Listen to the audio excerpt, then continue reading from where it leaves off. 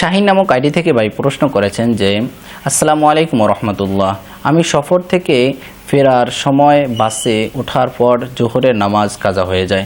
এখন আমি কি কসরের নামাজ কাজা পড়ব নাকি পুরোটাই কাজা করতে হবে? ওয়ালাইকুম আসসালাম রহমতুল্লাহি ওবারাকাতুহু। ভাই, আপনার প্রশ্নের সমাধান হচ্ছে, আপনি আপনার এলাকার এরিয়ায় প্রবেশ করার আগেই যদি জোহরের ওয়াক্ত শেষ হয়ে থাকে তাহলে কসর হিসাবে কাজা করবেন, আর যদি ওয়াক্ত শেষ হবার আগেই আপনার এলাকার এরিয়ায় প্রবেশ করে থাকেন তাহলে পুরো নামাজ কাজা করবেন।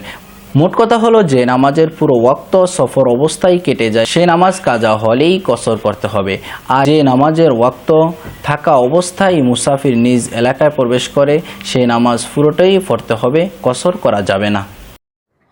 প্রিয় দর্শক, পরবর্তী যে প্রশ্ন আমাদের সম্মুখে রয়েছে, শাহজাহান শেখ নামক আইডি থেকে এক ভাই জানতে চেয়েছেন, কেমন আছেন হুজুর? আশা করি ভালো আছেন। আলহামদুলিল্লাহ, আমি ভালো আছি। আমরা আশা করি আপনারা ভালো আছেন।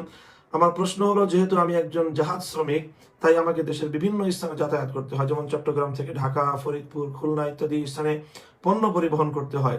এতে করে কোন স্থানে আমার কতদিন থাকবো, কোন স্থানে আমি কতদিন থাকবো, এটা নির্দিষ্ট করে বলা যায় না। এই অবস্থায় আমরা কি মুসাফির হিসেবে গণ্য হব? আমাদের কি কসর নামাজ পড়তে হবে নাকি সম্পূর্ণ নামাজ আদায় করতে হবে?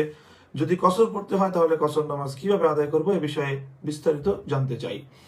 প্রিয় শাহজাহান শেখ ভাই, আপনি যেই সুরতের কথা বলেছেন, যে অর্থাৎ আপনি জাহাজে পণ্য পরিবহনকারী জাহাজে আপনি দায়িত্ব পালন করেন এবং সেই জাহাজের ভ্রমণের সূত্রে আপনি বিভিন্ন সময় বিভিন্ন অঞ্চলে অবস্থান করতে থাকেন, এবং কোন এলাকায় কতদিন অবস্থান করবেন সেটি অনেক সময় আগাম অনুমানও করা যায় না, নির্ধারণ করা যায় না, সেখানে আপনাদেরকে থাকতে হয়।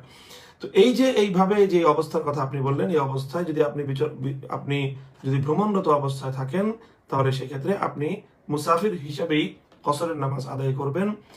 আর কসরের নামাজ আদায় করার মাসলা তো আমরা জানি এবং তার পদ্ধতিও আমরা জানি, যে 4 রাকাত বিশিষ্ট যে ফরজ নামাজগুলো রয়েছে, অর্থাৎ জোহর, আসর এবং ইশা, এই 4 রাকাত বিশিষ্ট নামাজগুলো 2 রাকাত হিসাবে কসর পড়তে হবে। এটাই হলো কসর পড়ার বিধান।